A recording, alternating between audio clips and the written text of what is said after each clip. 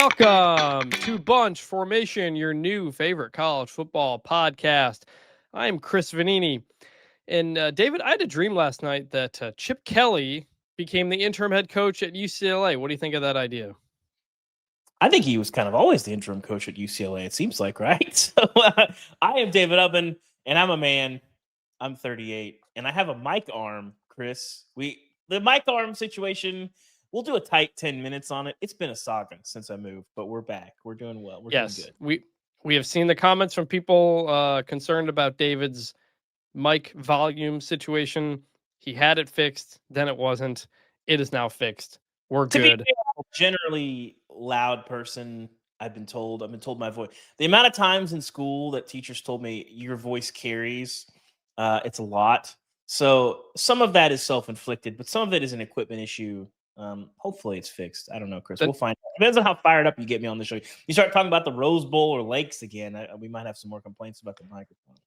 The nice thing is I have the ability to kind of control your volume up a little bit here, so I've capped it a bit. Hopefully, we'll see. Chris, no one has the ability to control my volume. I promise you that. Folks, we have a ton to talk about on this episode. It is a loaded week of games. Penn State, Oregon, Georgia, Alabama. This is maybe the biggest week of the season so far, even more than week one. Like week one had some marquee stuff, but now we're a couple weeks in. I think this weekend is even better.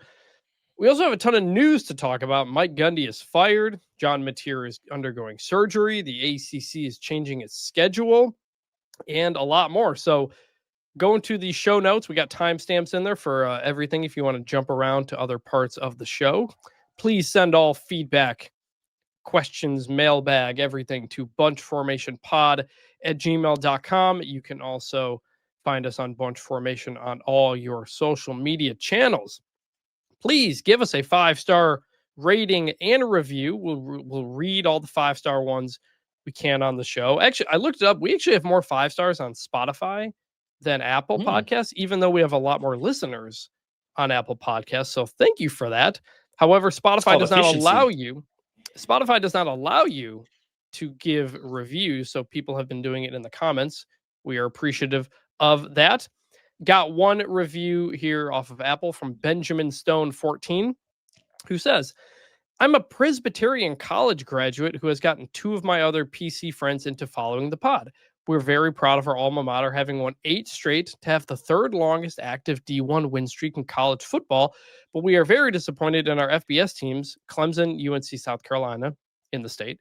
Between Dabo, Beamer, and Belichick, who do you think is on the hottest seat? We love the pod and hope you enjoyed your time in Greenville. Chris, I got to tell you, I think the Presbyterian college people still hate me, actually. I wrote about them a couple years ago. You did when Kevin Kelly, the old high school coach who never punts and doesn't only onside kicks, you wrote about him. Yeah, it went terrible. I'm interested to know what happened there, because it was kind of a disaster. And people took issue with his explanation of what happened there. So it was fun to look through. It was fun. Presbyterian college people. It was fun to look through the box scores that year. But yeah, Presbyterian 4-0, ranked in the FCS top 25 for the first time ever. So shout out to the Blue Hose. We love all of college football here. All right. Should we answer his question briefly, Chris? Dabo, Belichick, who's on the hottest seat? I mean, I would say it's Belichick because Dabo's not going anywhere. His buyout is $60 million. Yeah, but what's the Belichick buyout at this point, right?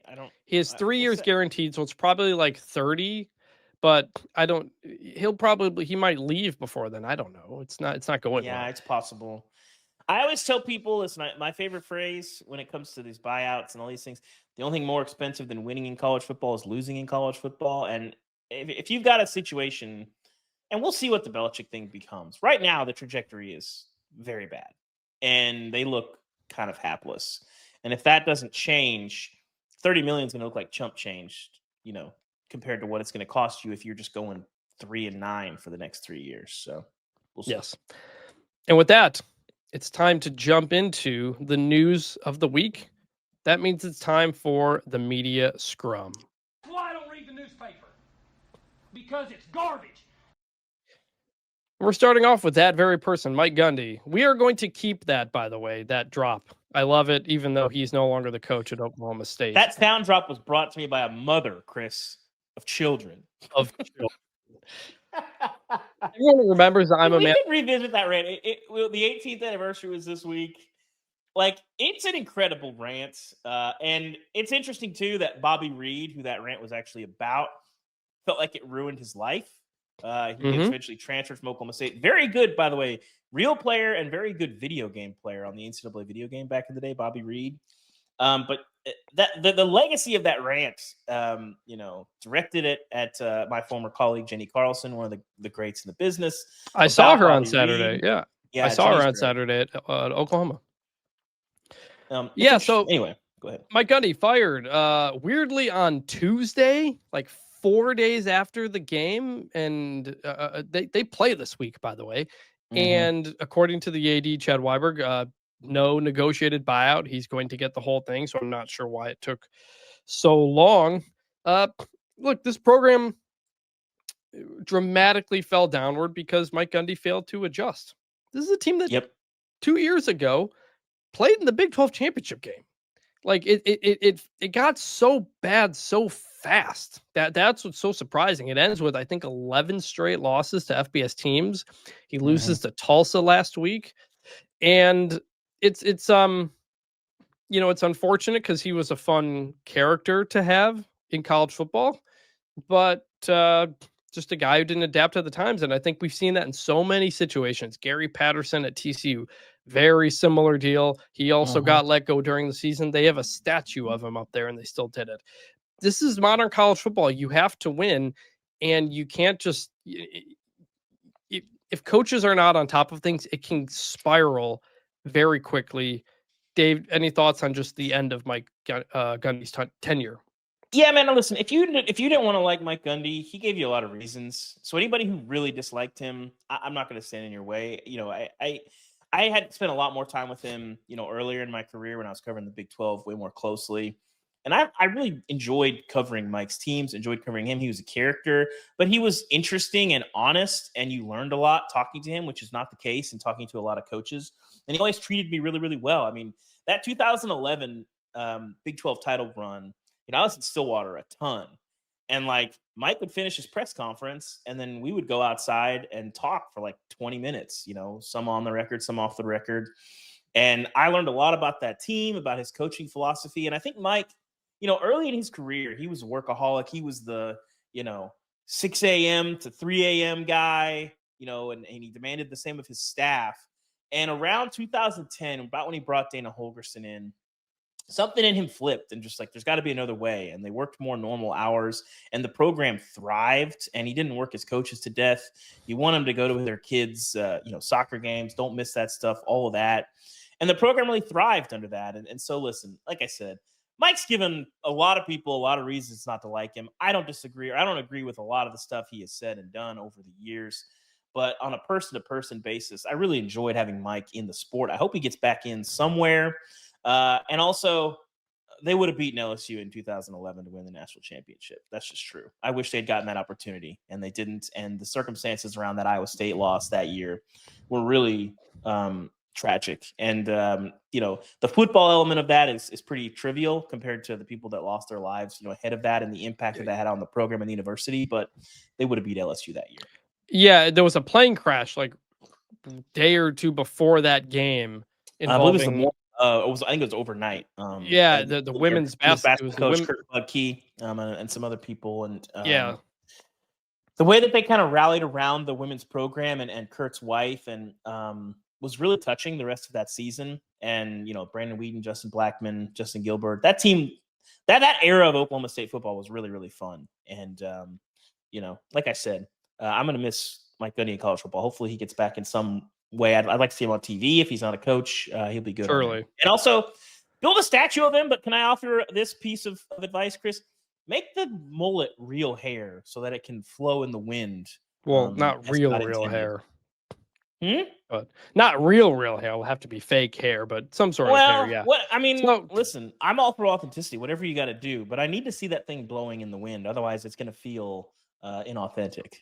That big run for Gundy was when he kept hiring really good offensive coordinators, Dana Holgerson, Todd Monken, and then he had Jim Knowles, a really good defensive coordinator. Yeah. And then he kind of lost some of that, and the program dipped a little bit, and it wasn't as consistent before a pop up late. In terms of this job, it's a mixed bag when you talk to people around the industry about how good this job is. Yeah. They made 18 straight bowl games, so you can win here. You're also in the Big 12, which is a winnable conference. You don't have to go up against Texas and Oklahoma. Like you said, Chris, in the Big 12 championship 2 years ago, didn't have to do anything supernatural to do that. Yes. So there is a decently high ceiling here. There is a path to the college football playoff and everything that comes with that. Financially, there are ups and downs with it. I mean, Mike Gundy, said famously before Oregon that they had spent $7 million on players while Oregon was spending tens of millions. He loved to talk about how much money they didn't have, even though a lot of that program was bankrolled by T. Boone Pickens and hundreds of millions of dollars he put into the program too. So Pickens, who is no longer around, the AD Chad Weiberg he's been working without a contract since June. There was a report on Tuesday that he did get offered a new contract, but he didn't confirm or deny if he signed it, but he will be leading the surge. That was a question. People have been wondering, are they also going to make an AD change and bring somebody else in? It appears that is not the case. So that could bring some stability. The university president resigned earlier this year. There's some audit scandal thing that they're dealing with. So the leadership of the school has been kind of hit and miss. But you saw it in the release, the press release.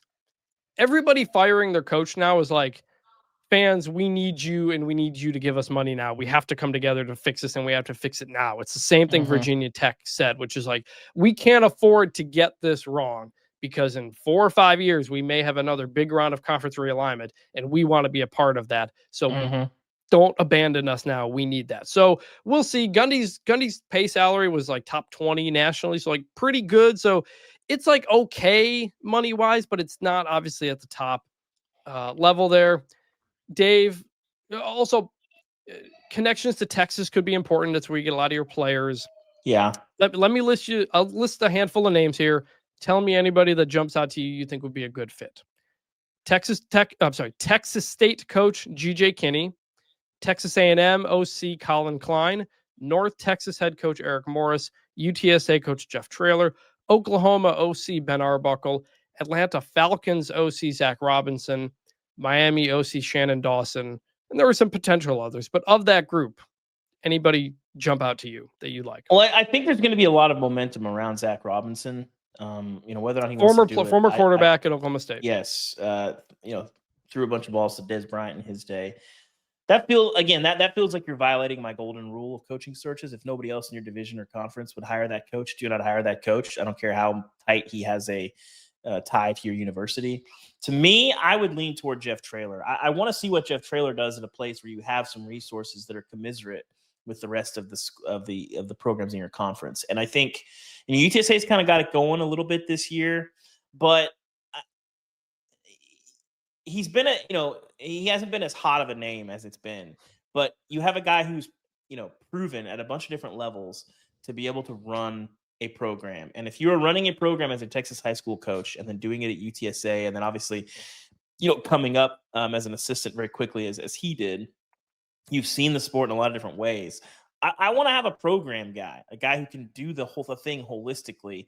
And Jeff Traylor, don't let the accent fool you, very much into the new era of college football and has done his best to try and allow UTSA to do that. So if it's me, Traylor isn't going to be the same hot candidate that some people are. Like you talk to people around Arkansas about Jeff Traylor and they're like, I don't know. It's like, I think he could do a lot worse. So if I'm Oklahoma State, that's probably my first call. But I would say you look at some of these coordinators, the Colin real quick on Traylor. People around ADs and people around the country have wanted to see how can he do without Frank Harris, because they had that run of like 32 wins in 3 years and they've dipped since then. The other thing is his buyout to leave UTSA is still $5 million because he signed that really big contract a few years ago that people were stunned with a huge buyout for him to leave. Very disadvantageous to him. I don't know why he signed it. So it'll cost a little bit to get him out of there as well. But what do you think of the others? I just want, man, if I'm Oklahoma State, I just want experience, man. I want a guy who's run a program, Yeah. and I've seen him succeed. And you got to have somebody that's aggressive, because you got to forget the money. For coaches, you got to find money for players. And I think you can shake some trees at Oklahoma State and try to figure out, how to do that and how to be competitive. If not, in the top couple in the Big 12, I think you've got some potential to do that. But I'm gotta very work interested. at it, and that was one of the issues with Mike Gundy, is he wasn't going to work at that. I think he just was not comfortable with it. I think G.J. Kinney and Eric Morris are both really interesting guys. Both guys that are under 40, and they sort of work together. G.J. Kinney had a big year at Incarnate Word, and he's doing really well at Texas State. 8-5 his first 2 years. They'd never been to a bowl game. They're 3-1 this year, and he played at Tulsa, so he's got some connections up there. Eric Morris at North Texas, he built that Incarnate Word program that then G.J. Kinney took over. And his first couple of years at North Texas, kind of up and down, but they're 4-0 this year. They have fixed the defense with Skylar Cassidy, the DC. He played at Texas Tech. He's part of that. He's kind of that Leach Holgerson tree as well. I think both those guys, young, energetic, high offense. I feel like both those guys could fit. I think those are two I'm looking at. Colin Klein has been getting a lot of respect too for what he's been doing at Texas A&M. And like you said, people at Oklahoma State want Zach Robinson because they love him, but he's never coached in college football before. He's only been a coach for 5 years anyway. 6 years. And be careful. Last thing before we move on, Chris, I think the other thing about this that's interesting is, you can talk about Mike Gundy flirting with, jobs over the years. It was like Tennessee twice. Did Arkansas get in the mix there? I forget. Funny thing about Tennessee, real quick, Tennessee. So remember when they fired John Curry amid the Schiano disaster, and they released to people who requested all the text messages and stuff for all the coaches and agents who were interested in that job. Gundy tries to meet with Tennessee people in Dallas, and they fly into different Dallas airports and didn't realize it. And they didn't know if one should go to Love Field or DFW. And living down here, it's a very funny thing to They're imagine. very far. Funny. They are not close. Yeah. It was funny to see kind of the inner workings of a coaching search and how sometimes they're just like us. Yeah, but the point is, flirting aside, Gundy was an Oklahoma State lifer. I never believed he was going to leave. And I don't know that there's that many people who see Oklahoma State as a lifer job. And that's something that in this coaching search I might be thinking about is, Les Miles used it as a stepping stone to get to LSU. Won a national Jimmy Johnson. Jimmy Johnson was there before Miami. Jimmy Johnson is a good example. Like, I think people have gotten used to Gundy, and I think Oklahoma State maybe thinks of themselves as a destination job. And I'm like, it's not. It might be for some people. And I don't want to get a guy that is going to go 9-3 and leave at the first boat out. I think that's I think you do. I think in today's college football, you deal with that. You'll take the wins and you'll do the reset if you have to. Because Gundy was the perfect guy to run that program because, like you said, he was going to stay. The program's a sub 500 program before he got there. Most of all of the history of the program is him. And so now he created a foundation that makes this job appealing for the next crop of guys. And I don't know if he would do this, and I think a lot of this will depend on how he feels about it. But you remember, Chris, we were sitting at Big 12 Media Days this year, and Gundy was in the room with us, and he was talking to our colleague, Justin Williams, who wrote a thing about Gundy's sort of last stand. And he said something that was interesting that I hadn't thought about, which is 100% true. He said, nobody knows more about Oklahoma State football than me, on planet Earth. And whoever the next guy is, I'm curious if Gundy would be willing to be a sounding board consultant. Just he knows what the challenges are, what you've got to do, maybe get you in the door in some high schools. It'd be interesting. Well, Gary Patterson went and worked for Texas after he got let go exactly. by TCU. That's what I'm saying. I'm curious how that would go. I can't imagine he's super thrilled, but $15 million and not being weird about the buyout might help. But I don't know how that will go. My guess is it will not happen. But whoever follows up, if they can have that relationship, I think that'd be a hugely valuable thing. Yeah. He'll always have that they won the last Bedlam, which I was at a very cool scene. Speaking of Bedlam, good transition by me. Oklahoma quarterback John Mateer is going to miss some time. He's underwent hand surgery on Wednesday. He'll miss at least the next 2 weeks, the bye week, and then Kent State, and the TBD on if he'll be available after that.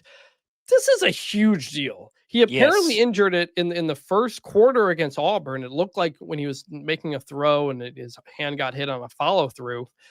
I was at the game.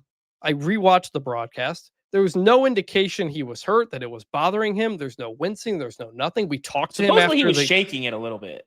Like we talked to him after the game, and it was like whatever. And he finished that game completing 15 of 16 passes and led them to the win in the fourth quarter. That dude is tough as hell. This sucks. And by the way, it's his throwing hand. That's it's a dumb issue. So this sucks because he's been a heck of a lot of fun, and Oklahoma has been one of the best teams in the country so far. And so now you've got Michael Hawkins coming in. He started a handful of games last year, didn't do great, but the surrounding cast around him is much better this year. He'll have pretty much 3 weeks of practice before Texas as the QB1. This shakes up everything about this college football season. I feel like it didn't get as much reaction on Tuesday as it should have. This is huge. I mean, he's was he the front runner to the betting favorite for the Heisman? It was close, right? Yeah. He's been playing really well. 10 games in a row with a rushing touchdown, a passing touchdown. I came away with this kind of like you did, Chris. Just me reading the tea leaves. What it felt like happened is like, he's finishing the game up. He's like, my hand hurts. Probably Sunday, my hand really hurts. And then Monday, he's probably practicing. He's like, my hand hurts. It's probably swelling at this point. I'm guessing he just didn't get it checked out. And then like probably Tuesday, he was like, I should have somebody look at this. It's not just like a bruise or something. And then because for it to come out this late, like there's no way they looked at this on Sunday. He probably just didn't tell anybody is my guess. Yeah. And so, there's something to be said for the toughness there. Hopefully it didn't cause more of an issue. But that's pretty crazy. You don't see that a lot of a guy obviously finishing the game. And then, this comes out like on a Tuesday. So, but yeah, hopefully we can see him back. He's been very fun this year. They've got the schedule after Kent State. It's Texas and then South Carolina. On the road. And then it's off to the races from there. Like it's Ole Miss, Tennessee, Alabama, Missouri, LSU. It sounds like they're hoping he can get back for South Carolina, but it looks like it's going to be the Michael Hawkins show for Red River. Michael Hawkins played at Red River last year, didn't he? He did, and it went terribly. It was bad. It was very bad. I was at LSU that weekend, and it was. Oof. Now, again, just like Jackson Arnold, didn't have the top 5 wide receivers, didn't have an offensive line. I'll be at Red River in a few weeks. I hope it's a good game because a handful of these have been blowouts, and that was gonna be like a top 5 game potentially. So we will see. John Mateer, get well soon, man, because you have been one of the really fun parts of college football this year. News over in the ACC this week: the conference is going to move to 9 conference games. Mostly. So we don't know yet. They didn't announce like when this is happening. It has to be approved full, but the athletic directors have voted to do it based on people in the ACC that I've talked to. The idea is next year, some teams will play 9, some teams will play 8. Some teams already have non-conference games against ACC teams. You just make that a conference game, obviously. But like Florida State's got, but like college Florida football, State, Chris, college football. but like Florida State's got to go back to Alabama and wants to do that, and so we'll see on those things. And then the idea being, in 2027, 16 teams play 9, 1 plays 8, because you have 17 teams. The math doesn't work. You can't have everybody play 9, and so not only will they play 9, they'll play 1 Power 4 game. The team that plays 8 will play 2. How exactly you determine conference standings, not fully determined yet. It seems most likely you just go by conference win percentage if that 8-game team is in the mix, just like we did in 2020 with COVID when you played an unequal amount of games. It's unlikely, it seems, that you would count Notre Dame. Like Clemson's got a lot of Notre Dame games on the schedule moving forward as well. So it's not fully set, but we will now have every Power 4 conference playing 9 conference games, except for one team. And everyone but the Big Ten requires an additional Power 4 game. What do you think of this? I mean, it's been a long time coming. Obviously, since the SEC dam broke and they moved to 9, it's felt like a matter of time. I've made this comparison for years, Chris. It's like if the NFC played 18 games, the AFC played 16 games. Like it's been insane for a long time that the conference has played an uneven amount of conference games. So I'm glad we got everybody to 9. You know, in my perfect world, we'd have smaller conferences. We'd play 7 conference games and 5 non-conference games. But in the super conference era, you can't do that. You got to have teams playing each other. I'm beginning to wonder if super conferences don't make a lot of sense for the sport, Chris. I don't know. When we're getting into, 8 teams, one team playing 8 games conference play, another team playing 9, or everybody else playing 9. I'm wondering if this doesn't really make sense as a sport. But ultimately, we've had to get to everybody on the same plane. I'm glad we're finally there. So I honestly don't think this is a big deal and don't care as much because I don't care if it's equal across conferences because conferences why? It has to be. because the conferences now are so big that it's equal across conferences. It's not equal within conferences. Playing 9 SEC games can be a very different thing compared to another team playing 9. It depends who those 9 are. So but we still got to have the same number, Chris. We got to have the same number. I've always people always criticize the SEC for playing 8 forever. When it was like everybody was at 8. The Big Ten and the Pac-12 chose to go to 9 for conference network TV reasons, and then they complained that other people didn't follow. And it's like, it's your fault for doing that. It's your fault, Pac-12, for having your best team play on a Friday night. I agree with you, but we still got to have them in the same number of games. I'd be fine going back to 8. I want more non-conference games, and I want some mandates. If everybody went from, most conferences are at 9-1, right? I forget if does the Big Ten have a requirement? I don't think. No, they don't. They're the only ones that don't. Yeah. And that's what I was going to say. I much prefer the requirement of 10 Power 4 games. Whether they're conference games or not doesn't matter that much to me. That's what I want equal. If we went to 8-2, I would like that. I mean, people make a big deal of Texas A&M and Georgia haven't played in that long. I don't. They've played really one time. Care about I don't really care that much about that because they don't care about each other. So. I didn't when there were divisions, but now that you're all part of the same conference, and Georgia has never played to Texas A&M in the 13 years they've been in the same conference, that's a problem. And so ultimately, it's good. It's ultimately, I guess, good that we're getting here. It's not going to stop Indiana and Penn State from playing nobody in the non-conference schedule for the next several years, but we'll see. The details of this still need to be worked out, but we are going to have some uniformity. And now the big talking point from Tony Petitti about his playoff thing no longer applies. I would think this helps us get another step to 5+11 if they expand. There is a college football playoff meeting this week. I do not expect news to come out of it. So we'll see. One last bit of news, sad news out of UCF. Offensive line coach Shawn Clark died this week at 50 years old. He was hospitalized in September for what was a medical emergency, but it appeared he had been in stable condition. Clark, former head coach at App State from 20 to 24. He was an assistant before that.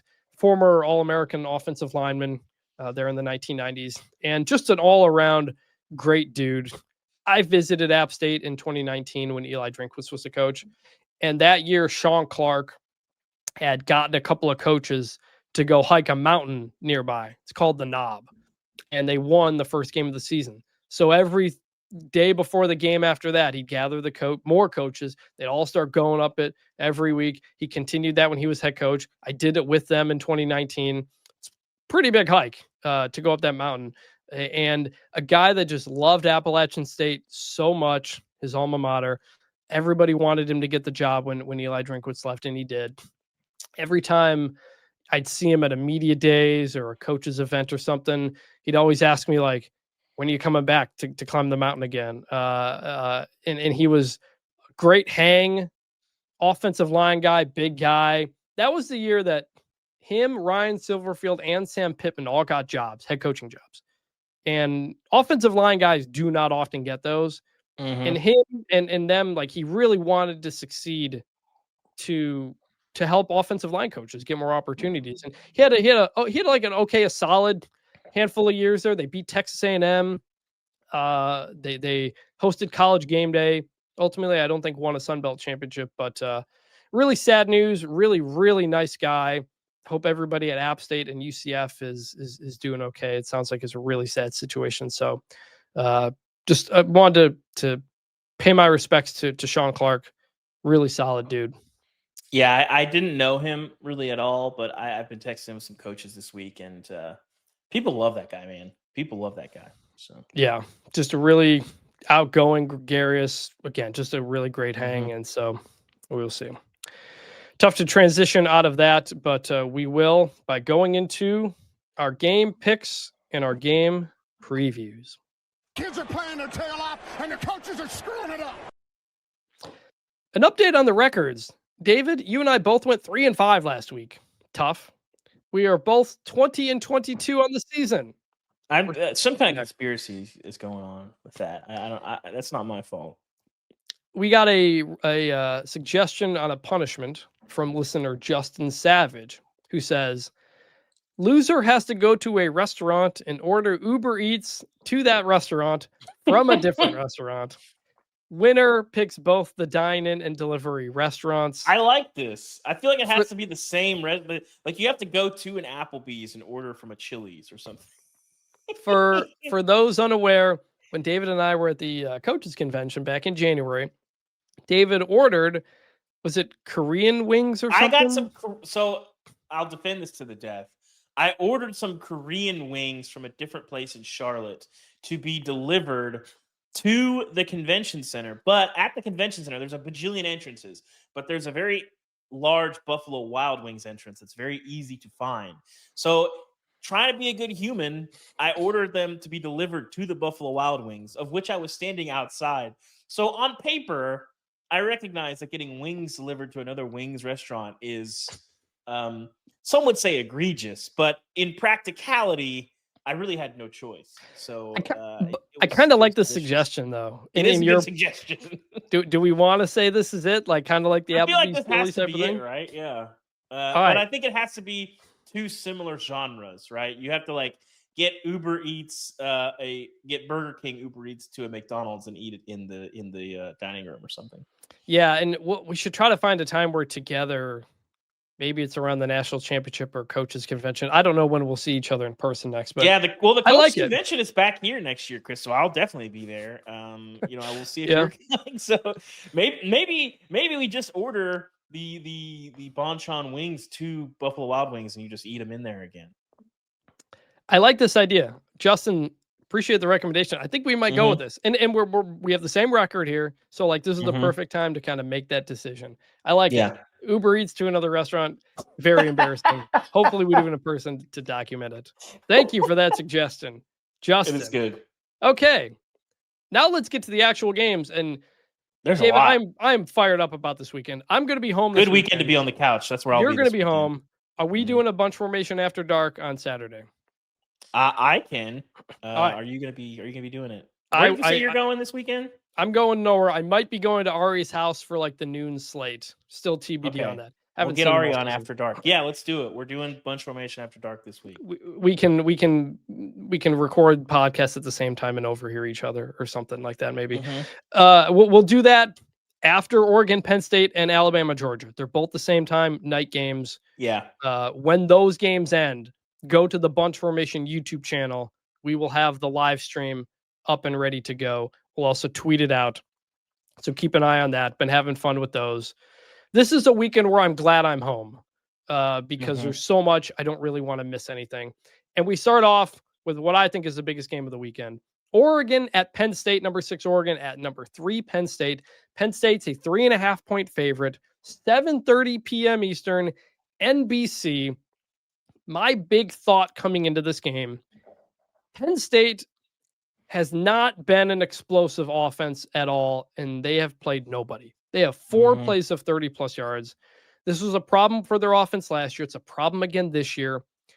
I don't know if they can keep up with Oregon. They almost did last year, but they had Tyler Warren last year, and now they don't.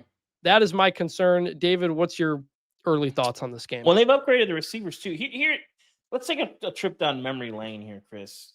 Drew Aller in big games, okay? Notre Dame last year, 12 of 23, 135 yards, and interception. The Boise game, which they won, 13 of 25, 171 yards, 3 touchdowns. Oregon, people talk about the Oregon Big Ten title game as like the one time he was really good. I mean, they didn't win that game, but 20 of 39, 3 touchdowns, 2 picks. I mean, that's pretty good. Ohio State, last year, 13-21, 150 yards, then interception. They lost that game. 2023, 18-42 against Ohio State, 191 yards and a touchdown. Michigan in 2023, 10-23 for 70 yards and a touchdown. They lost that game.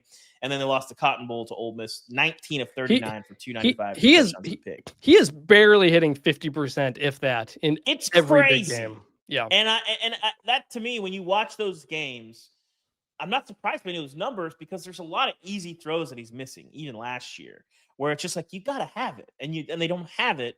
And so, to me, I think that catches up to you. These two teams are interesting because we haven't really seen them really be pushed. And so, I'm intrigued to see this. I like Oregon to win this game outright. White out, forget it. Like, I just don't. I'm with you. I don't think they can keep up. Give me the Ducks here. I do wonder if Penn State's defensive line will be able to get pressure on Dante Moore in a way that he has not seen this year. And how does Dante Moore respond to that? I think both these teams are really good at running the ball. I wonder if Penn State can kind of muck it up. Because you know, like how every time they play Ohio State and Michigan, it's like a 17-13 game. Yeah. And you just don't see the explosiveness from like an Ohio State against Penn State. Now, they weren't able to do that last year. We saw Oregon move the ball up and down on them. That was in a climate-controlled dome, and it wasn't on the road. I think I like Oregon too. I mean, neither of these coaches, Dan Lanning and James Franklin, have good records against good teams, and they have a lot of very close losses. The good news is someone has to win this game, so that will be a notch on both of them. The Beaver Stadium turf management crew, because they didn't do anything. That grass got to be like ankle high. So yeah, this is going to be an awesome scene. I'm glad it's a night game. Yeah. I'm glad it's a whiteout, not a noon game. I'll go with Oregon as well. I think straight up. Yeah. I did pick Penn State to win the national championship that first year. It's possible they've just been holding everything back, in these handful of games that they've played, but we'll see. We'll see if those running backs we need to see some of that Kolodnicki scheming it up. We haven't seen a ton of that. Don't scheme it up too much though. If you're running the ball, just run the ball. Yeah. So let's say it'd be the Boise State game though.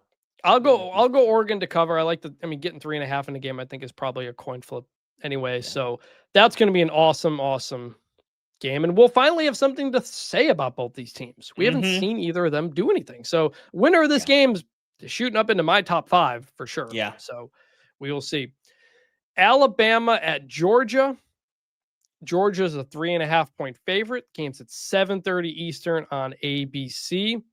My thought on this game is that for all the consternation about Kalen DeBoer's tenure in Alabama, the one thing his team has done here and everywhere is they show up in the big games. The big games, the big stages, the best opponents, his teams usually don't disappoint. They got out to that quick interjection, Chris. Yeah. Do you care about them blowing the 28-0 lead last year? Because that to me was like red flag. That was an early red flag. It's was weird. But they also were able to get a 28-0 leading. It's a good Georgia team. And I think it's a bit of a Rorschach test. Yeah. Last year, they blow out LSU. The losses were bad losses. The wins were good wins. That was the whole thing with that, with Alabama. Ty Simpson's been pretty good this year. He was not the problem, I don't think, against Florida State. And I think Florida State, was that a big game? Well, I think you could say coming in a 2-10 team, Alabama's like a 2-touchdown favorite. Maybe it's very possible Alabama did just straight up overlook them. And Tennessee was able to move the ball over the top on Georgia for the first time. And you know who Alabama has?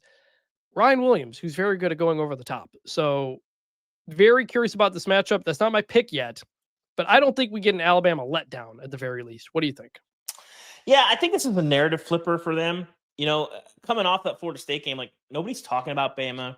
Bama's just, we mentioned this after the first week. Bama's been the main character of college football for 15 years. Whether or not they were playing, they influenced stuff. People were scared of them. They were sort of like the big bad at the very end. That's not the case anymore. And so nobody's taking them seriously as a title contender. The way they looked against Florida State. The Vultures are definitely circling Kalen DeBoer. They've been pretty good since then. They haven't been really pushed. But I'm kind of with you on this. I think they I I'm going to go with Bama to cover in this game. I don't think they win, but I wouldn't be surprised if they won. Because I'm not that impressed with Georgia. You mentioned Georgia got outplayed by Tennessee in that ball game. They were fortunate to win it. They got that kind of weird kick there at the end. So I'm really curious what Bama can do if they can avoid some of these letdowns that we've seen. But this is the game that I think can get people respecting Bama again. I feel like there's a lot of disrespect. I think with Georgia, I like their skill players than I thought coming into the year. Like been pretty impressed with Gunnar Stockton, and I'm more concerned about them in the trenches than I was coming into the season. It's kind of a reverse of last year. Gunnar Stockton, I'm very curious, does Bama make him throw to the middle of the field? Because he did not do that against Tennessee. Every play he made against Tennessee was to the outside. So how does Bama adjust to that? I'm going to go Alabama to cover as well. Do we know if Georgia's going to be wearing black jerseys? I never care about this, so I don't know. I couldn't tell you. Well, you remember the one they wore the black jerseys against Alabama and got destroyed. Yeah, I remember. I remember that, but just like ahead of games, like I usually find out what teams are wearing when I turn the game on. I just don't. I never have cared about this. I doubt that they are. This should be a lot of fun. We're both going with road underdogs. You and I here. I do like Alabama here as well. We will see. LSU at Ole Miss. Ole Miss is a 1.5 point favorite. The game's at 3:30 Eastern, ABC.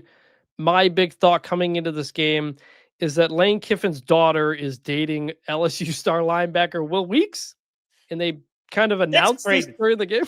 Yeah, that's like not enough people are talking about this. First of all, Whit Weeks, I get it. Incredible. He was good. A very compelling personality. Was he the one on the Netflix documentary as well? I think they all kind of were. They had the family I spent there, some time around him last year. Did a bunch of LSU stuff, and like every time I talked to him, I was like, I love that guy. Like I get it. Whit Weeks is incredible. A very compelling personality. So more power to her. That's crazy. I have so many questions about how this happened. It feels like probably an Instagram thing, but also like gotta be. If your dad is Lane Kiffin. Like, does that enter into the arithmetic at all? Because I'm like, my dad's an SEC head coach, dating a rival SEC player, and my dad's an offensive coach, and I dated a defensive player. Like, I don't know if you care about that, but I'm like, I want to know more about how this came together, and because this is some real Capulet Montague stuff here we got going. I mean, on. Like, if you're Weeks, like, are you worried this is like a sting operation? Maybe. I mean, listen, the Weeks, like, they're kind of like the first family of LSU football right now. Like, you got a bunch of brothers on the roster that are good players, and Kiffin is Ole Miss football right now.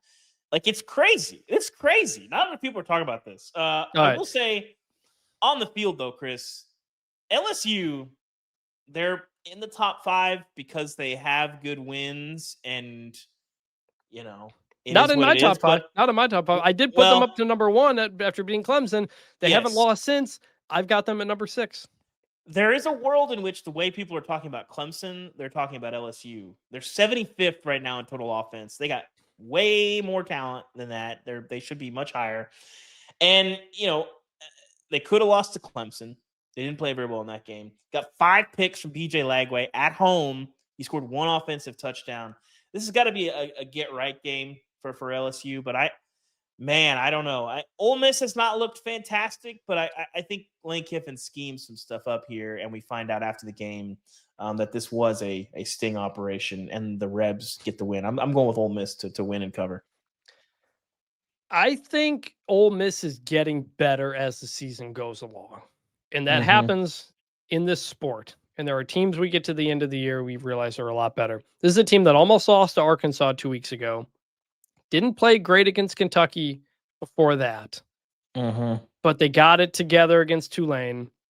As of recording, we don't know Austin Simmons' status, but either way, I think Trinidad Chambliss has been very good and fits what they like to do. I think they're okay with playing whoever they got to play. I think we're going to see Chambliss, but I'm going with Ole Miss as well, and I don't like that we are all picking the same things here. But this is one of those under the radar games. We got 2 huge games, not only in the night window, but in the 3:30 window as well. This is one of them. The other is Ohio State at Washington. 3:30 Eastern, CBS. Ohio State, 8.5-point favorite. Not as much as you might think. I'm so excited about this game. It's probably a number 3 game of the week. It's such a fascinating matchup. Ohio State going across the country. Julian Sang playing his first road game in one of the toughest places to play. Damon Williams Jr., one of the quiet best quarterbacks in the country at Washington, going up against a really good Ohio State defense. Like, there's a world of possibilities for this game, I think. What is your read on it? You mentioned it, Chris. Is this the best quarterback that Ohio State has played this year? I think there's a pretty strong case that Damon Williams is. 4th in passer rating this year. Arch, 44th thus far. Washington's spunky. I mean, I kind of tabbed them coming into the season as like my kind of dark horse in the Big Ten. Like, if we got to November and Washington was in the thick of the race, I would not have been surprised. The year 2 bump for Jed Fish. We talked to him this offseason. He's talking about Damon Williams like it was a Heisman guy. You just don't hear coaches talk about that. Yeah. Like, he was shy about like, we're going to put pressure on this kid. Fish was on our old show. The last show we did, actually, for that show. No, was it the last one? Yeah, it was the last one. Yeah. Oh, all right. It had to go up later. Yeah, it was a whole thing. Yeah. And he told us Damon Williams was farther along at this point than any quarterback he'd ever been with, which is saying a lot. And he has lived up to that so far, has looked very good. Dual threat guy. Ohio State's defense, though, so veteran in the backfield. Caleb Downs and all those guys, they're going to mess with what Damon Williams likes to do the same way they did to Arch Manning. On the other side, Washington's got 2 cornerbacks who are 6'4" and over 200 pounds. You do not see that. Is Tacario Davis going to play, though? I heard he was like kind of banged up. It seems like he's iffy. Yeah, it seems iffy. They got the other guy too, Ephesians, I think. And Jeremiah Smith is usually physically bigger than every corner he's going up against. That won't be the case in this game. And Washington's pass defense overall is like, okay. I'm very curious if they're able to take Jeremiah Smith out of this game or how they try to do it. I think this game is an interesting matchup for so many reasons. I'm ultimately going to go with Ohio State, giving the 8.5 points because it's Ohio State, because Ryan Day, he's got a better record on the road than he does at home. I really like this defense. The defense travels. I wouldn't be surprised if Washington won this game, though, but I'm going to go with Ohio State. What about you? I'm going with the Huskies, and word of advice, Jed Fish, put some wings on the helmet. Just try it out. Just see. Just call Delaware up. Like, guys, can we get some helmets? And just see. Wait, what? Oh, yeah. And like, to beat Ohio State, unless you are Davis Warren, you have to have elite quarterback play. Like, you think of the teams he's lost to, the Trevor Lawrences of the world, the Bryce Youngs, even Stetson Bennett played well. So we'll see. Very, very interesting. Notre Dame at Arkansas, noon Eastern, ABC. Notre Dame's a 3.5-point favorite. Another game that is fascinating. Yeah, it's a weird game. Both of these defenses have been very bad. And Arkansas especially cannot stop the run. And you know what Notre Dame's going to want to do in this game? Hand it off to Jeremiah Love and Jadarian Price. Times. Yeah. I think the atmosphere is going to be awesome for everybody there in Fayetteville. Yeah. I don't know if I love this matchup. I don't remember what the total is in this game, but these teams are going to score a ton of points. What do you think? This will be an interesting, like, Sam Pittman back against the wall game. The Bobby Petrino drumbeat is building steam at this point. Yep. I mean, we mentioned it. It seems crazy to me, but it ultimately, both Sam Pittman and Bobby Petrino, the offseason, the year before last, I quickly identified Taylon Green as somebody that they really, really liked, and got him out of the portal. And he's been great. And this year he's looked even better. He was good last year, even playing through some injuries. He's been even better this year. He's probably one of the best players in the country that nobody really talks about. He's got to take better care of the ball, but he's really a difficult guy for defense to account for. I think he's a better player than Marcel Reed at A&M. They're kind of similar. He doesn't have as good of weapons. I mean, he doesn't have those 3 receivers. We'll talk about some of those guys later. But I think Notre Dame's too good. I think their defense can play a little bit better. But when you can run the ball consistently, I think you can control a lot. I don't know how Arkansas fixes this. They were able to do some kind of weird things to slow down Tennessee's running game last year in a huge upset. But they switched to like a bare front in that game against Nico. Yes, I talked to their DC Travis Williams about that after. Basically, like the way that they slowed down Tennessee's run game was they just kind of made Tennessee's run keys lie to them and made a lot of stuff look like light boxes. And then after the snap, they flooded the box, and they kept doing that over and over again. And like Tennessee just couldn't figure it out. Notre Dame's not going to care. They're coming at you. Like, they're just going to run downhill, and you can do whatever stuff you want to do, but, like, they're just going to hit you. And I don't know that they can slow them down. So give me Notre Dame here, laying the points. It will be CJ Carr's second road game. He did go to Miami, so he is a young guy, but he is experienced. I'm not sure he's going to have to do very much. We'll see. I'm going to go with Notre Dame covering that as well. That takes us to USC at Illinois. Noon Eastern on Fox. Illinois star defensive back Xavier Scott is out. I stayed up for that USC Michigan State game, partly because I watched most of it or listened to most of it while driving home from Oklahoma last week. I think USC is legit, especially the offense. Or legit? Legit offensively. Wayman Jordan, the running back, former junior college kid, I really love his burst. He hits a hole hard. Ja'Cory Lane, the receiver, didn't play in that game against Michigan State. Seems like he'll be back. You got Lemon as well, the wide receiver. And Jaden Mayava has been very, very efficient and solid in taking care of the ball. USC 6.5-point favorite on the road. We just saw Illinois get torched in the secondary. They've got personnel issues back there right now. I'm going to go with USC. I'm with you on this. To quote the late Frank Costanza, USC is sort of easing into this season like an old man into a warm bath. They've kind of slowly ramped up the quality of opponent that they have played this season. And it's really interesting. Like, you have Missouri State in the opener, they dropped 70. Georgia Southern, that's like a spunky G5 team, the Clay Helton experience. They dropped 59 in that game. Purdue improved. It's hard to know what to make of Purdue this year. They've been kind of weird, more of almost defensively impressive. They win that game, they put 33 on the board. And then last week, kind of getting a track meet with Michigan State. Some defensive questions emerge in there. I'm not sure what to make of them, but I think they're good enough to beat an Illinois team that feels a little bit fool's goldy at this point to me. So give me the Trojans. I'm also curious, like, just mentally for Illinois, like how you bounce back from that. Brett Bielema is a really experienced coach. A tough coach, but it feels like a crossroads game for you. Giving up 60 and getting humiliated to Indiana is different than giving up 60 and being humiliated by Ohio State. And I think this is going to be a real test of that locker room. I think we'll get a sense pretty early on how that's going to play out. Yeah. If you want to make the playoff, you probably got to win this game. Because I don't know if 10-2. I mean, are we still talking about Illinois in the playoff, Chris? We're talking about everybody in the playoff. It's September, man. This is a team that had playoff. This is a team that had playoff goals coming in. Almost made it last year. But if you're 10-2 with a 50-point loss, probably not going to do it. Chris, they lost by 50 points. They're not winning 10 games this year. They lost by 50 points last week to a pretty good. Maybe Indiana's really good. We don't know. That's the fun. They might be, but that Illinois is not. I'm confident in saying that. Good teams, playoff teams don't lose by 50 points. Go ahead. Auburn at Texas A&M. Texas A&M's a 6.5-point favorite. Game's at 3:30 Eastern ESPN. My thought on this game, Auburn's run defense is very good. They are third nationally, allowing less than 2 yards per carry. That's playing Oklahoma and Baylor as well. So it's not like they've done this against nobodies.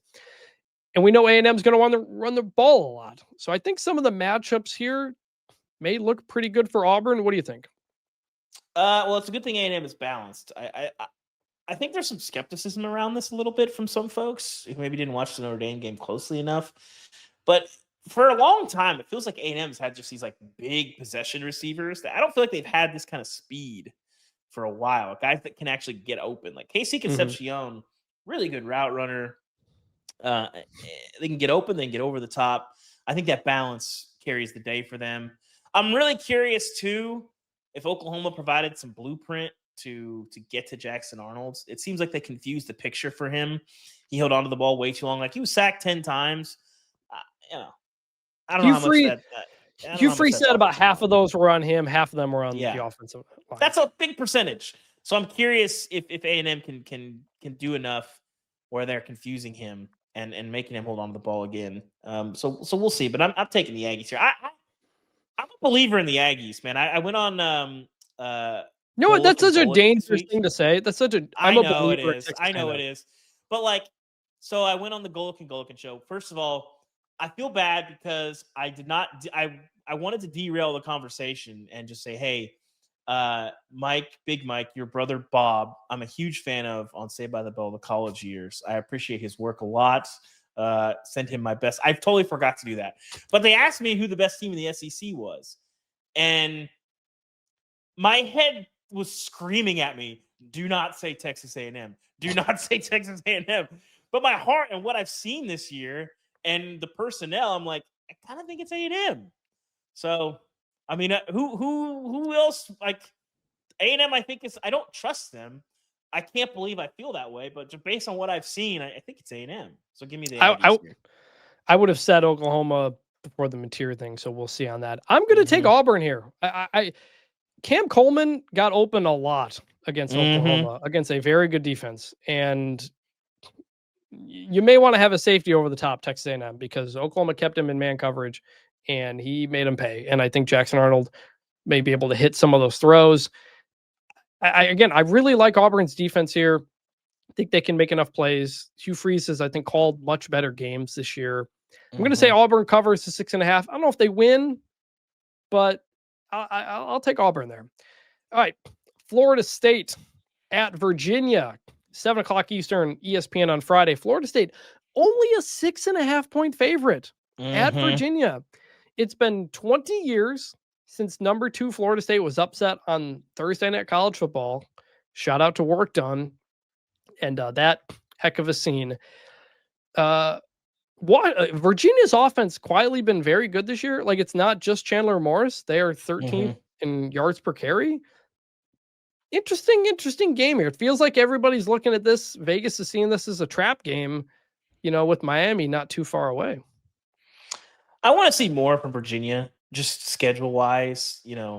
They put 48 up on a coastal team that's kind of floundering. And, they lose to NC State, but they put 31 on the board there, and that's on the road, and they were right with them. But William and Mary, Stanford, I think this is going to be a much tougher test. It feels a little bit like fool's gold to me. Meanwhile, Florida State, I'm not sure how good this team is yet, but they're doing what good teams do. And that is beating the crap out of the teams that they play. Obviously the Bama game is what it is. I think people are still kind of confused by that. But you play an FCS team, you win 77-3. You play Kent State, the worst FBS team. They were up 35-7 at the end of the first quarter. That's not going to tell you anything, but it doesn't provide any red flags at all. And so, good teams beat the crap out of bad teams. I think Florida State is a good team. I am not sure yet about Virginia. Give me the road favorites here, Florida State. I think they win this pretty convincingly. This feels like a 38-24 sort of situation. This is the big one for Tony Elliott, who came into the season on the hot seat. What's Tony Elliott's best win at Virginia? It has not gone well there. The Dabo coaching tree is one of the weirder stories in college football. Yeah, I mean, this will be going on the same time as Penn State, Oregon, and Alabama, Georgia. But I wouldn't be surprised if you look and it's like, is that a 3-point game in the third quarter? I could see that on one of my screens. I'll pay attention to it. I'm excited. I'll take Florida State as well, but it's a very, very, very fishy line. All right, Tennessee at Mississippi State, 4-0 Mississippi State. Game is at 4:15 Eastern, SEC Network. Tennessee a 7.5 point favorite. Mississippi State pass defense has been very good. They're number 8 in yards per attempt. That includes having played Arizona State, some decent teams on that schedule. What do you think? I don't know what to make of Mississippi State yet, because I was kind of skeptical about Arizona State coming into the season, but the way that they played that game was really impressive. Mississippi State was soft last year. They were one of the worst SEC teams on the line of scrimmage I have seen in some time. And that does not appear to be the case this year. We've seen kind of a year two jump for Jeff Lebby. But the bigger issue here is Josh Heupel on the road. It's not been great. Last year, they lost to a pretty average Arkansas team. They get dominated by Georgia. They had a kind of a slow start at Vandy. They did kind of rally and win. That was a nice win. Got destroyed by Ohio State. 23, bad loss to a bad Florida team. They blew a lead at Alabama. They kind of survived a pretty okay Kentucky team. Lose by 29 at Mizzou. Lost by 28 at Georgia. And then in 2022, their best team that Heupel's ever had. They did beat a Pitt team. They needed overtime. They did destroy LSU. That's kind of the only really great road win that he has. But they got dominated at Georgia. They give up 53 at South Carolina. They rolled a bad Vandy team. It's been shaky on the road. And so I'd be nervous coming into this game if I'm Tennessee. I think you're going to get a test defensively, maybe tougher than you think. This line feels a little low. I'm going to take Mississippi State to cover but not win. I think this could be a little nervy for the Vols. I'm worried we're making almost all the same picks on all of these. We've been very separate on all I this. reserve the right to flip my picks on our actual athletic thing, so we'll see. I'll go Tennessee just to kind of shake it up a bit. It's not a night game, but it is kind of a late afternoon game. The Cowbells will be there. Yeah, I don't know what Mississippi State is. I want to see them some more. Yeah. I watched a little bit of that Arizona State game, but I don't know. Are they legit? Are they like a 7-win team? I don't know the answer to that. I mean, it seems like probably, right? They were so bad last year. It's hard to kind of wash that picture out of your eyes. Yeah. All right. Indiana at Iowa, 3:30 Eastern on Peacock. Indiana, a 7.5-point favorite. My thought, Iowa's defense is not what it typically has been. They're 36th in yards per attempt. Kalika Manis at Rutgers threw for 330 yards against them last year. You know what Indiana's going to do? They're going to throw the ball a lot. Indiana being a 7.5-point favorite at Iowa, just in general, is kind of blows my mind. Yeah. And, are people going to overcorrect and think Indiana's a buzzsaw? I don't know, but I'm going to go with Indiana in this one. I don't love Iowa this year. I'm with Indiana also. Like Indiana, I don't know that we're on wagon status, but I think we're on takes care of everybody but the big boys in the Big Ten. They're 8th in offensive yards per play, 24th in defensive yards per play. But they haven't played. I know the schedule is what it is, but like I said, what do good teams do? Last year, what did Indiana do? They beat the crap out of okay teams and bad teams, and they're doing it again this year. I think they do it at Iowa. I think Indiana wins this game, covers relatively easily. All right, we're going to go to what I'm calling Big 12 coin flip corner because we have a handful of Big 12 games here that could go either way. You got Arizona at Iowa State. Iowa State, a 6.5-point favorite. This game is at 7:00 Eastern, ESPN. Arizona, by the way, number 2 in pass defense nationally, yards per attempt. And Iowa State, not particularly good at anything this year. They're in some of the main key stats, they're not jumping out.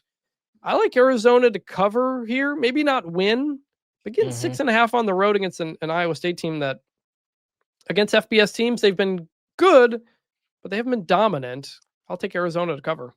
Yeah, I don't know what to make of Iowa State. 4-0, but when you watch them, you're kind of like, Arizona's tough to figure too. They put a lot of bad tape out there last year. Arizona was one of the weirder teams in the country last year. Well, you and I talked to Brent Brennan at Media Days, and he was like, my first year, I spent too much time trying to keep everybody there and give people what they want, because he was hired late because of the Saban trickle down, and he felt like he spent the whole first year trying to be nice to everybody. And he said coming into this year is I'm not doing that. We're doing it my way, or you get out of here. And they're 3-0 and looking a lot better. I don't know anything, but Abu Sama, big game. Iowa State wins, covers. Okay, finally something different. All right, TCU. TCU at Arizona State, 9:00 Eastern on Fox on Friday. This is the big Friday game, I think. It's gonna be. I think it's gonna be a good one. I think people will enjoy watching this game. These are two really, really interesting teams. Arizona State, 107th in yards per attempt passing. Sam Leavitt has not been what we were hoping he was going to be, what I thought he was going to be this year. Arizona State beats Baylor on a last-second field goal last week on the road. put it together. I think TCU is just a really good team and kind of a complete team. And getting 2.5 on the road, I will take TCU in this one.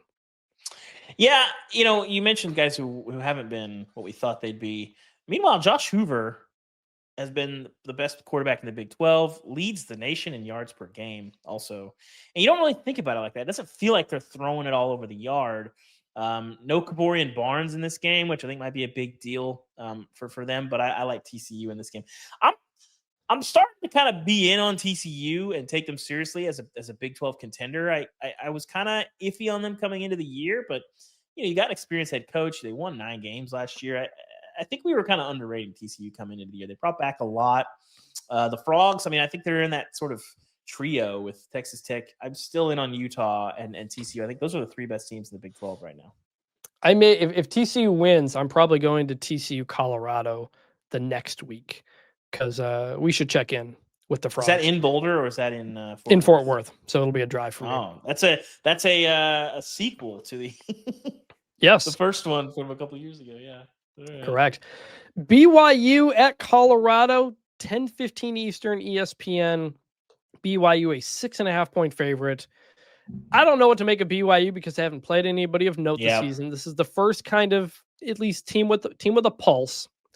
But BYU also has only allowed 1 touchdown all season. It was in the 4th quarter against East Carolina in their last game.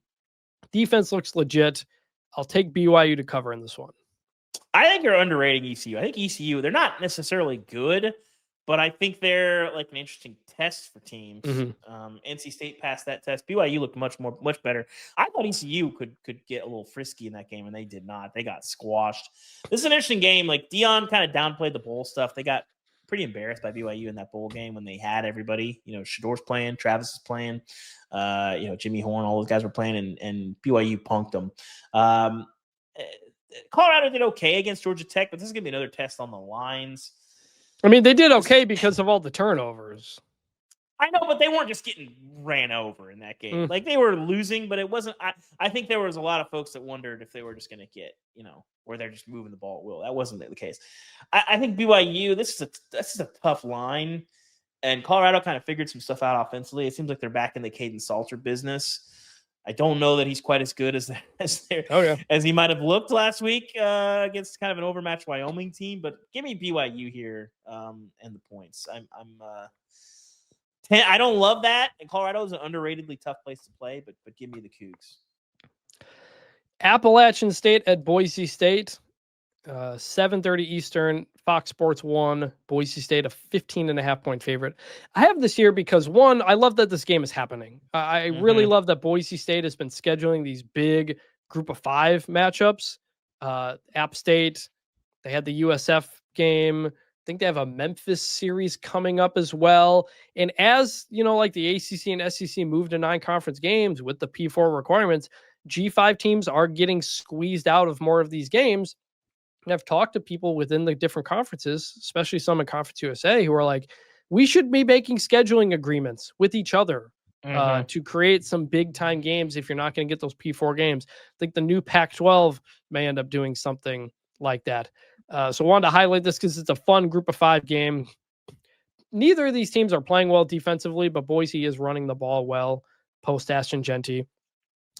In the spirit of Shawn Clark, I'm going to go with App State to cover, though. Just do it for him. Yeah, too many points. App State covers here. And Chris, your boy Sire Gaines, is he going to lead the Broncos in rushing? Because he's currently second on the team. Well, they got a few guys. Sherrod from Fresno State was a very good player, a veteran as well. And last one on here, sticking in the Mountain West, New Mexico State at New Mexico. Game's at 4:00.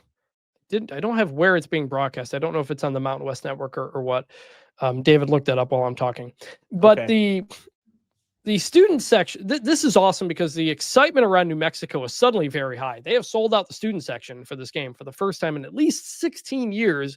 It's possible they could sell out the game. They haven't had a sellout in 20 years.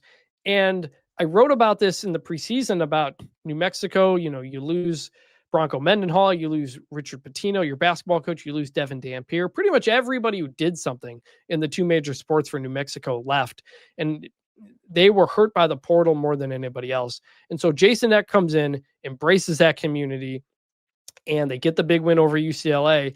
They've got excitement around this program again, and it's very fun. And I love that places like New Mexico that don't have a major pro sports team have two universities here that have had their ups and downs in both sports. A couple of years ago, New Mexico State was very good in the Diego Pavia days. Now maybe New Mexico could be pretty good. This is the most underrated rivalry in terms of national attention relative to hatred. These schools hate each other. There is physical violence often between these two schools and the people involved. It should be a very fun environment between New Mexico State and New Mexico.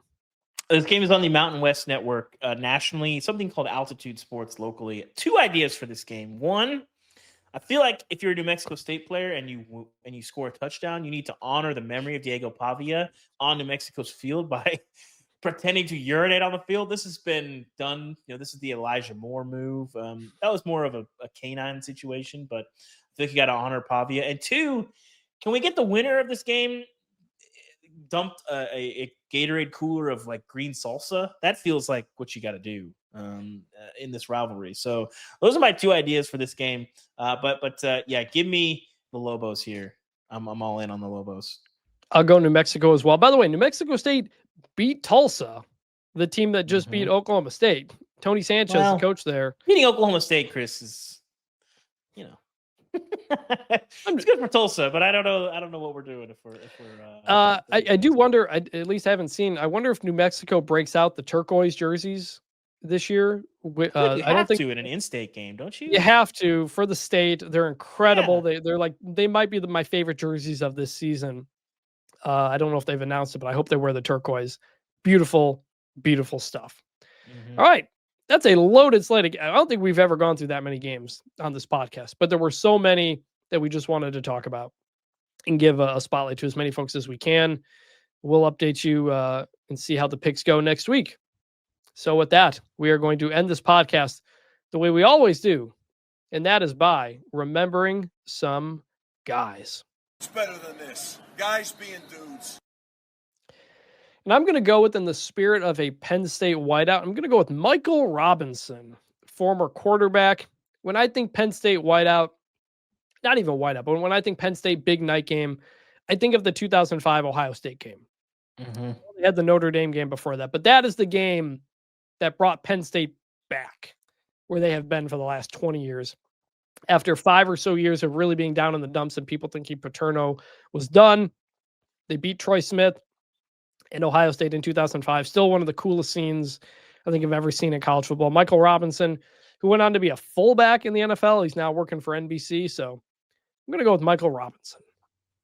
I'm going to go kind of on a sad note. I'm going to go with Rudy Johnson this week, the former Auburn running back. He died earlier in the week. The local officials are pointing pretty strongly to suicide. I think check on your people. And you never know, but don't let people fall through the cracks. I think 2, just a great player, really fun player to watch. Just a big back, tough to tackle. In 2000, he was the SEC's Player of the Year. I think I had him on one of my very first fantasy teams, playing fantasy football early, in college. And just a fun player. 3 years in a row in the NFL with 1,000-yard seasons and double-digit touchdowns. But just a tough guy to bring down. And it was really sad to see the news this week. And so, Rudy Johnson, we remember you, buddy. Yes. And a nomination from listener Rob Bentley, who says, segment got me thinking about dudes I want to see get remembered. And while there are a number of great guys from the Brian Kelly, Butch Jones, Cincinnati teams, then he lists some guys I'm not going to list because we limit it to one. It's a lot. I remembered all those guys. He says, my one guy would be Ben Mock. I was in college at the time, and the 2007 Bearcats was my tipping point of college football fandom. He was a graduate transfer from Wake Forest and was even ahead of his time in taking the NCAA to court and get an additional year of eligibility. I was in college at the time as well. I guess I didn't realize he did that, but I do remember Ben Mock and do remember Michael Robinson. We'll always remember Rudy Johnson. David, anything else as we wrap up this show? No, I'm excited for the week. This is my third weekend in a row on the couch. I'm going to Clemson, North Carolina for kind of a little misery bowl in a couple weeks. Or Are I you guess going to next the? week, so. Are you going to go to the Ludacris concert at 10 a.m.?